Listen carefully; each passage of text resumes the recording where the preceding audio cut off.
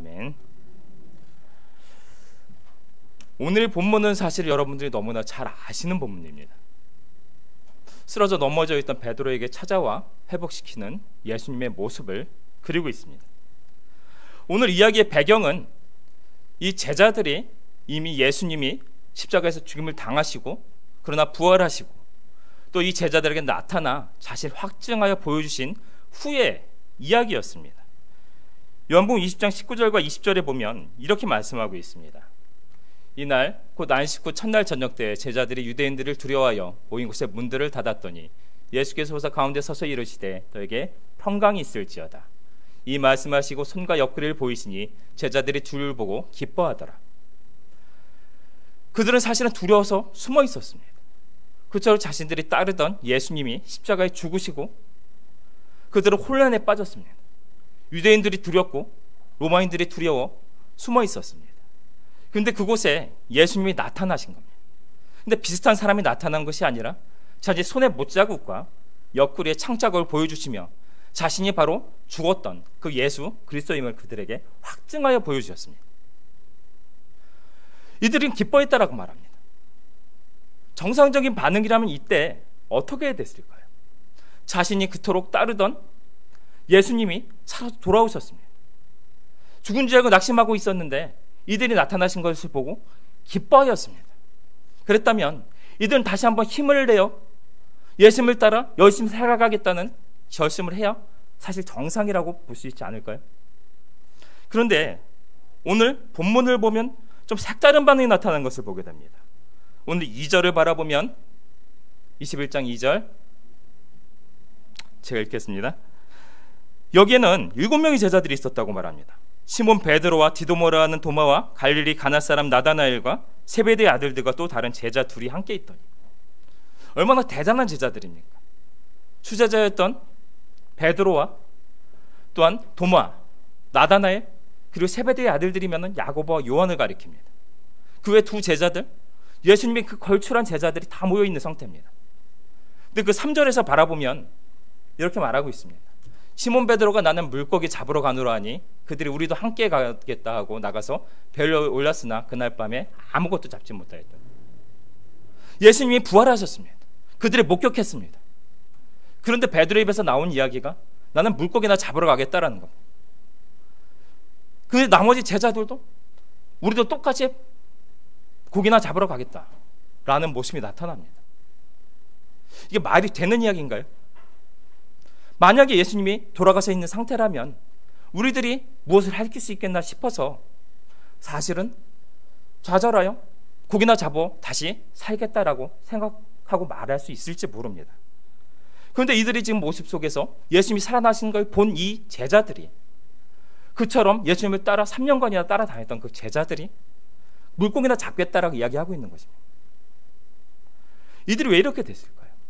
사실 이들의 헌신이라는 것들이 작지 않았습니다.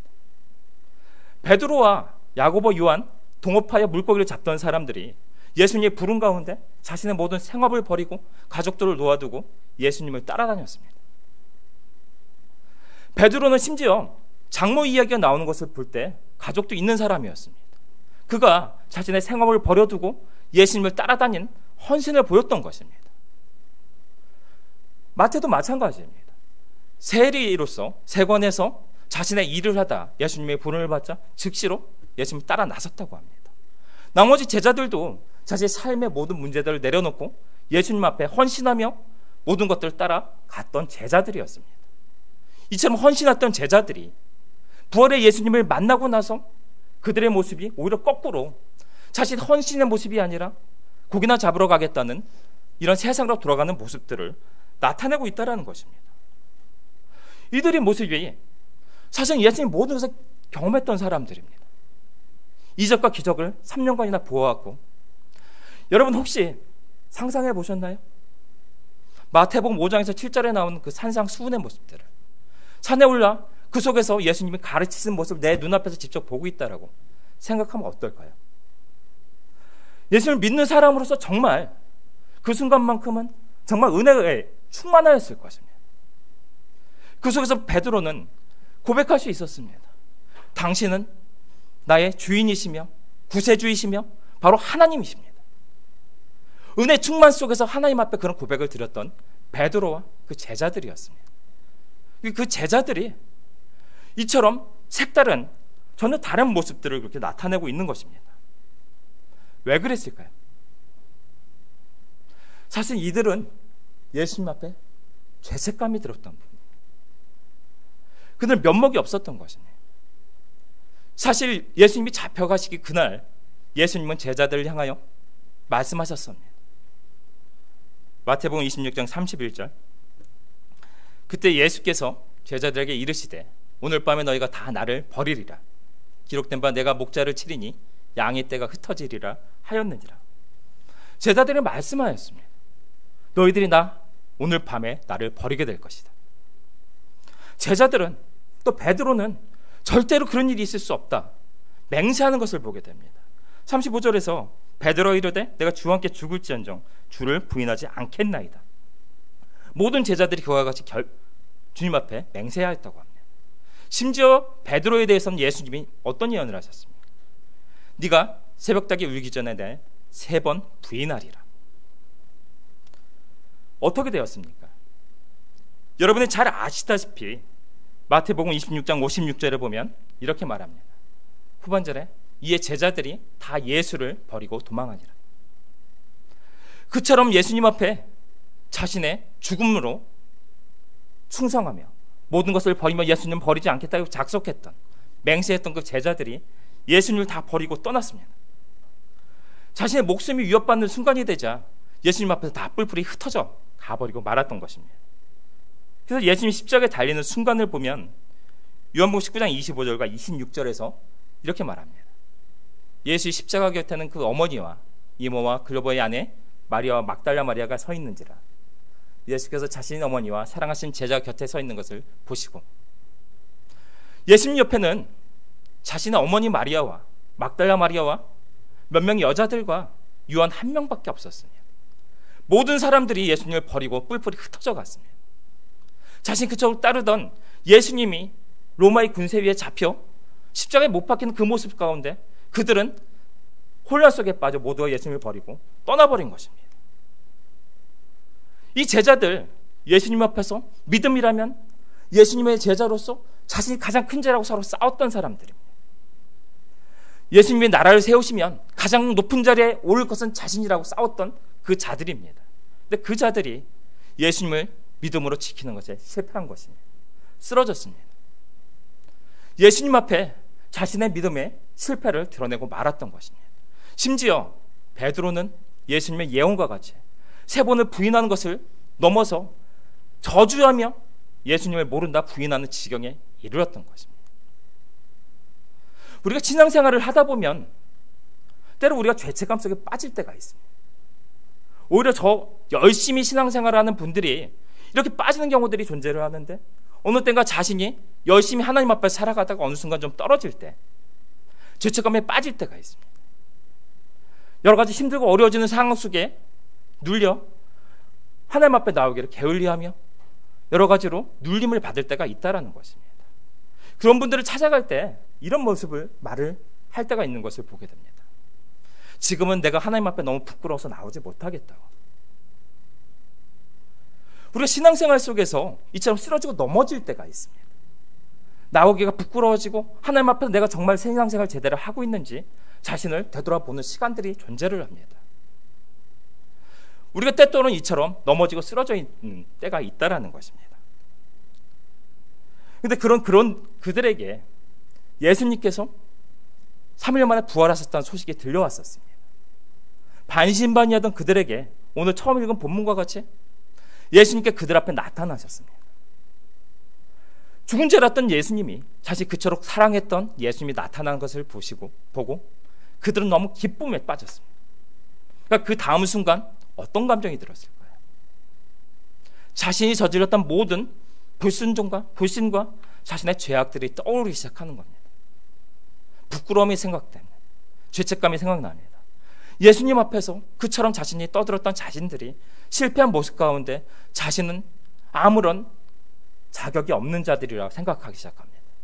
내가 도대체 이런 어리석고 연약한 자로서 예수님 앞에 어떻게 설 수 있겠는가 라는 마음이 들기 시작한 것입니다. 그리하여 그들은 예수님 앞에 더 이상 자신이 예수님의 사명을 붙들고 세상에 나갈 수 있다는 그런 마음을 놓아버리게 됩니다. 좌절하고 낙심하여 자신은 더 이상 자격이 없다라고 생각하는 것입니다. 오늘 이 제자들의 모습 가운데 바로 우리들의 모습을 보아야 할 것입니다. 예수님 앞에 설 만한 용기도 자격도 없는 것 같은 그런 상황 속에 우리가 놓였을 때 우리가 무엇을 보아야 할까라는 것입니다. 사실 이 제자들의 모습만 바라보면 예수님으로서 굉장히 괘씸할 모습에 가까운 것 같습니다. 예수님께서 정말 어떻게 보면 이스라엘 백성들 가운데 아무것도 아닌 자들이었습니다. 어부였던 자들, 세상에서 죄인으로 멸시받는 세리였던 그런 자들을 불러서 3년 동안 데리고 다니시며 가르치시고 양육하고 바로 예수님이 귀중한 제자로 세우셨습니다. 그런데 그런 자들이 넘어진 것입니다. 자신이 결정적인 마지막 십자가의 모든 사건을 완성하고 계시는 그 순간에 그들은 자신의 주변에 아무것도 없었습니다. 정말 인간적인 눈으로만 바라보면 이 괘씸한 자들 다 내어버리고 다른 자들을 세우는 게 더 맞다고 생각할 수도 있을 것입니다. 그러나 예수님은 달랐습니다. 그들을 찾아가셨다고 말합니다. 요한복음 21장 1절 그 예수께서 디베랴 호수에서 또 제자들에게 자기를 나타내셨으니 나타내신 일은 이러하니라.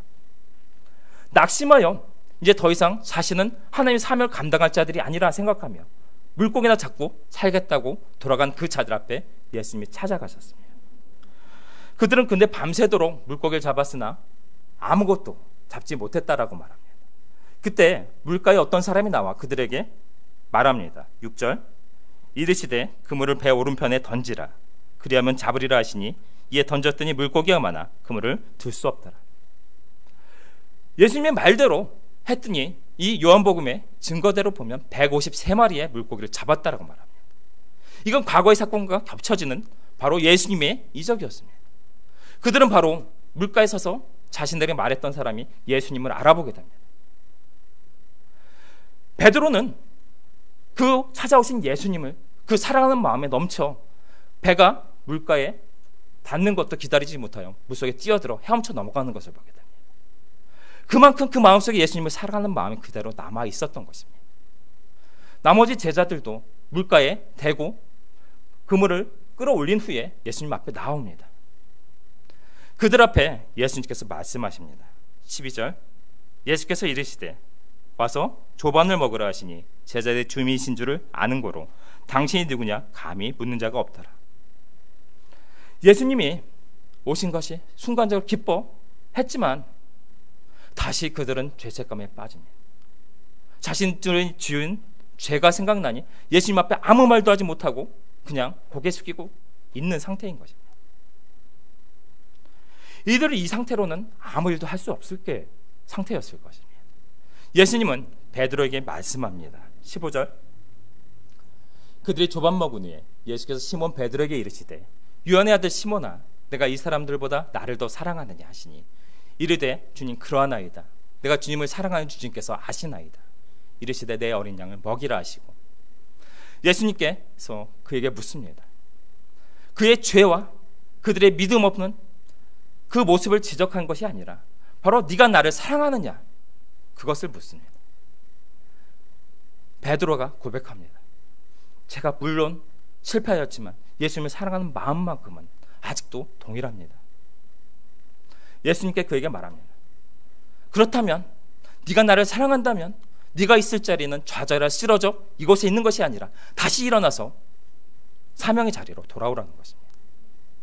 그러나 이게 아직까지도 그 마음속에 응어리가 남아 있습니다. 예수님께 다시 묻습니다. 16절 또 두 번째 이르시되 요한의 아들 시몬아 내가 나를 사랑하느냐 하시니 이르되 주님 그러하나이다. 내가 주님을 사랑하는 줄 주님께서 아시나이다. 이르시되 내 양을 치라 하시고 또 묻습니다. 네가 나를 사랑하느냐? 베드로는 사실 난감한 입장입니다. 그렇지 않아 죄책감 속에서 고개도 못 들고 있는 자에게 나를 사랑하느냐 묻는데 간신히 주님 앞에 대답을 했는데 다시 묻습니다. 내가 나를 사랑하느냐? 주님 아시지 않습니까? 내가 물론 실패했지만 주님을 사랑하는 마음만큼은 절대로 변하지 않았습니다. 예수님께서 다시 말합니다. 정말 네가 나를 다 사랑한다면 너는 그 자리에서 일어나서 나의 부활의 증인, 복음의 증인으로 다시 한번 사명의 자리로 네가 서야겠다 라고 말입니다. 그러나 다시 한번 말씀합니다. 오늘 17절, 예수님께서는 3번에 걸쳐 그의 회복의 길을 이끌어가고 계십니다. 3번째 이르시되 유언의 아들 시몬아 내가 나를 사랑하느냐 하시니 주께서 3번째 내가 나를 사랑하느냐 하심으로 베드로가 근심하여 이르되 주님 모든 것을 아시오매 내가 주님을 사랑하는 줄을 주님께서 아시나이다. 예수께서 이르시되 내 양을 먹이라. 베드로에게 다시 묻습니다. 2번에 걸쳐 네가 나를 사랑하느냐? 그 고백을 하게 만드셨던 예수님께서 다시 한번 묻습니다. 네가 정말로 나를 사랑하느냐? 말도 못하기 힘들던 그 베드로가 말합니다. 예수님, 내 마음 다 아시지 않습니까? 내가 죄를 지었을지언정 제가 정말 예수님을 사랑하는 그 마음만큼은 변하지 않는 것 예수님께서는 아시지 않습니까? 왜 자꾸만 나를 괴롭게 만드십니까? 이런 비유로 들을 수 있을 것 같습니다. 여러분 자식들을 키우다 보면 이런 경우들이 있습니다. 자식들이 잘못하는 경우들이 있습니다. 그것을 알게 되었을 때 자식들 그 죄를 잘못을 저질러 놓고서 그것을 어떻게 혼날까? 얼굴도 못 들고 그 초조해하는 모습으로 있을 때가 있습니다. 그러면 너 이리 와봐라. 그럼 죄 지은 모습처럼 고개 숙이고 푹 숙이고 앉아 있습니다. 그래서 잔소리 시작합니다.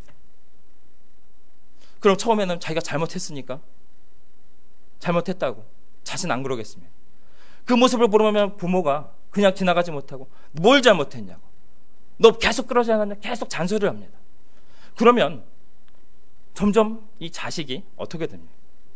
자신의 고백을 하고 어차피 혼은 났고 그러다 보면 점점 그 마음속에서 잘못은 했겠는데 왜 자꾸만 나를 이렇게 만드냐라는 심정들이 생기는 것을 보게 됩니다. 나중 가서 정말 잘못했다니까요. 왜 자꾸만 나한테 이러세요? 라는 말들이 자식들에게 나오는 것을 보게 됩니다. 왜 그럴까요? 자기의 잘못은 이미 고백했습니다. 자기의 잘못은 혼이 났습니다. 그러고 나다 보면 이제는 정말 모든 것들이 다 털어놓고 나면 오히려 더 관계가 회복되는 일들이 발생하는 거예요. 내가 앞으로 안 하겠다라는 결심이 나타나기 시작하는 것입니다. 예수님께서도 베드로와 동일한 일들을 벌이고 계십니다. 그에게 죄보다는 그의 사랑의 고백을 통해서 더욱더 하나님 앞에 다시 돌아오는 길들을 열어주고 계시는 겁니다. 내가 하나님을 사랑합니다. 내가 예수님을 사랑합니다. 사랑합니다. 3번의 고백을 통해서 나의 고백을 통해서 예수님을 사랑하는 마음이 변치 않았음을 예수님이 고백하고 그 과정을 통하여 자신이 다시 일어서고 있는 중인 것입니다. 예수님께서는 이와 같이 그에게 와서 그의 잘못을 추궁하는 것이 아니라 바로 사랑을 다시 일깨움으로 사명의 자리로 다시 올리고 계십니다.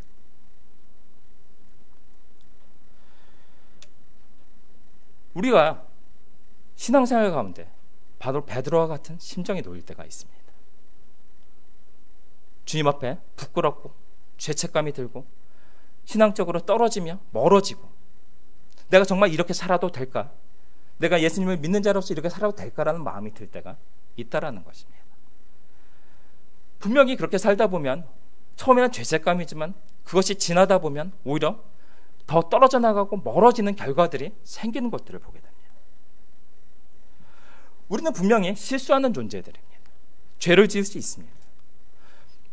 이 베드로와 그 나머지 제자들과 같이 예수님과 직접 같이 다녔던 이들조차도 예수님의 마지막 순간들 속에서 실족하여 모두 도망치고 부인하는 제자들의 모습을 보인 적들이 있습니다. 예수님께서는 아신다는 겁니다. 연약한 자들 실패할 수 있습니다. 넘어질 때가 있습니다. 그러나 예수님께서는 무엇을 바라실까요? 그들이 쓰러지고 넘어져서 그들의 잘못 가운데 그것을 지적하여 그들을 정죄하여 그들이 죄악 가운데 심판받는 것? 그렇지 않을 것입니다. 바로 가장 믿었던 제자들의 자신을 배신하였지만 그들에게 찾아가 그들을 회복시켰던 바로 그 예수님께서는 우리에게 동일한 모습으로 나타나시는 겁니다. 우리들이 넘어질 때, 쓰러질 때 우리 하나님 앞에서 멀어져 스스로 죄책감 속에 빠져 있을 때 우리에게 다가와서 말씀하시는 것입니다. 너희들이 어떤 상태에 있느냐? 부끄럽냐? 죄책감에 빠져 있느냐? 실패했느냐? 넘어져 있느냐? 너희가 나를 사랑하느냐? 사랑한다면 일어서라. 너희가 나를 사랑하느냐? 사랑한다면 나와 함께 다시 한번 일어서서 동행하자.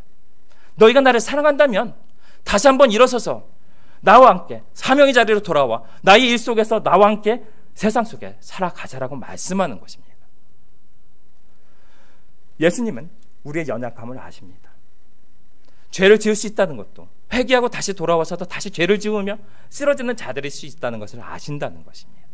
그러나 그런 자들이 물론 그 죄를 그대로 인정하고 마음대로 살아가는 것이 아니라 그 죄는 인정하지만 그 가운데 다시 돌아와 하나님 앞에 그것을 고백하고 하나님 앞에 회복되어 다시 일어서 하나님을 붙잡고 살아가는 자들이 되기를 바라신다는 것입니다. 너무나 지금 이 시간의 속에서 우리가 신앙을 지키며 살아가기가 힘든 시대를 살아갑니다. 많은 것들이 회복의 기미들이 보이며 우리가 회복의 소망들을 품고 있지만 많은 경우에 지금의 이 모습 가운데 하나님 앞에서 자신의 부끄러운 신앙의 모습들을 내어 보이는 경우들이 너무 많은 것을 보게 됩니다. 어떻게 하시겠어요? 그러나 예수님께서는 그 모든 것들마저도 품으시고 다가와서 그 모든 것을 용서하시며 다시 세워 자신의 자녀로, 자신의 사명자로 세우기를 원하십니다. 우리 모든 성도 여러분, 이 세상의 신앙 가운데 힘들고 어렵지만, 내가 쓰러졌지만, 좌절했지만 다시 한번 일어나서 예수님 붙잡고 일어나 예수님이 이끌어 가시는 그 충만한 은혜의 세계에서 살아가실 수 있기를 예수님의 이름으로 축원합니다. 기도하겠습니다.